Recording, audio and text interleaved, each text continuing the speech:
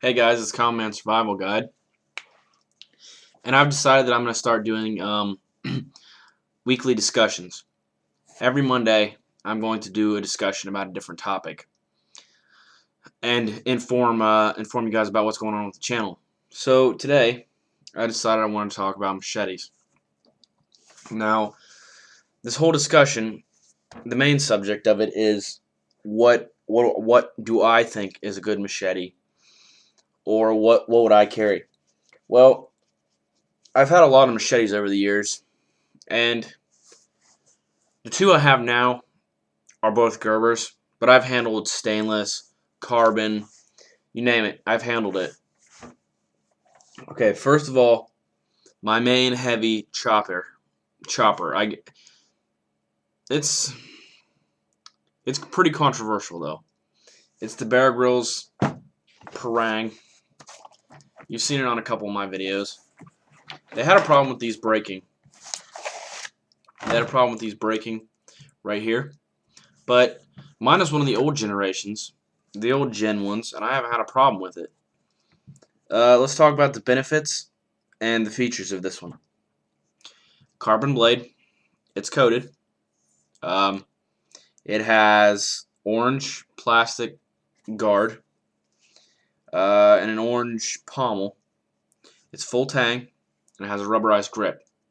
The one thing I could do without on this, I could do without the bear signature, and I could go without the huge BG logo printed right there. I would like this Parang so much better if it didn't have the extra baggage of being attached to a celebrity. Um, I'm not particularly a fan of Bear Grylls, but I do like this Parang. One of the things I like about it, and all Parangs should be designed this way, all good Parangs, is that the blade arrives before your knuckles do. This obviously protects your knuckles. The second thing I like about it is it has it's not a thick stock, but it doesn't really flex, and I like that. That means it can baton and all sorts of things. Sharpens up nicely, although I do wish it didn't have such a high carbon content, because if you just slip up once and not oil this, you're gonna get some pretty bad rusting. In case you guys were wondering, I do have my logo right there, a lightning bolt. So this is my heavy chopper, and it does all right. You can baton with it, and it strikes ferro rod pretty well. So, oh yeah, nylon sheath. I haven't had any trouble with it falling apart yet. It holds the knife. It holds the Parang in really good. There's no debate about it. This thing is my baby. I absolutely love it. It goes with me everywhere, and I never leave it. Okay, so my second machete I have, I believe in the dual machete system. You should have a small one. You should have a small light machete and then a heavy chopper machete. Because in my area, I live in southern Ohio, and in summer it gets really thick. The vegetation is super thick. There are vines everywhere, and yeah, it's just I don't really have that much need for an axe in my location. A good knife and a machete will get you really far in this type of location. So, move on to the second one. It is the Gerber Gator. I did a review on this, but it got deleted, so I'm going to have to redo the review. Let me pull this out and talk about it. I'll talk about the sheath first. I don't like this sheath at all. It's just designed really horribly. This belt loop I added because the original belt loop fell off. Velcro retention. It's cutting up the liner that's in it. I'm already cutting through the stitching on the sheath. It's just really crappy. Okay, so this is my second light chopper. I have beat the ever-living crap out of this, as you can see. I do need to clean it up, just like the Parang, because I haven't touched these in a while. It's coated, carbon steel, again. Gator skin grip.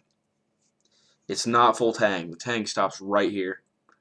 I really dislike that. It makes me uncomfortable, but I haven't had any problems with it so far. Uh, some additional features. It has a saw back. It works pretty good. It's not the best saw, but it's decent and gets the job done. Now, I have batoned with this. It's generally not recommended for machetes because they just don't have the right shape for a batoning and angle, but it did fine. Some things I want to talk about on this one is, I'm not sure if you can tell that, but there is a wave in the blade where I was out, probably about 30-degree weather, and I was chopping on a log, and uh, it bent. So I just put it back with a hammer. That was probably my fault because, one, I was chopping on a log with a light machete, and two, um, it was pretty cold outside. There is some rolling on this machete and some chips. I need to clean it up pretty badly. So I mainly use this for light vegetation. I use the saw for cutting through wood, and the parang basically does my heavier work. Uh, I do wish there was a choil on this for choking up and carving. If I had to choose between this and the parang, I definitely go with the parang all the way, just simply for the fact that it just offers so much more and it's more versatile. Parang's full tang, has a heavier blade, doesn't flex, and the edge isn't quite as thin. Um, so, that being said, this has some additional features that I would want for the parang. Has a sawback. I do like that, but it's not too great for batoning. Um, that's about it. That's the only feature I would want on from this is the sawback.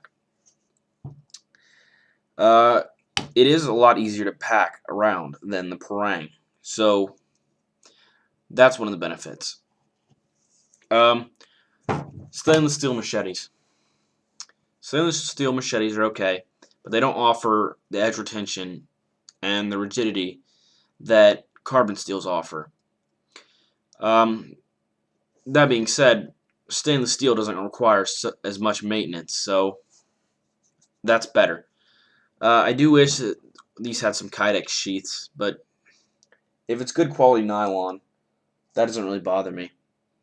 Um, price. This was about 20 bucks, and this was about 40. So this is a lot cheaper. Um, if we're talking price, and that's a problem, I would probably go with the Gator.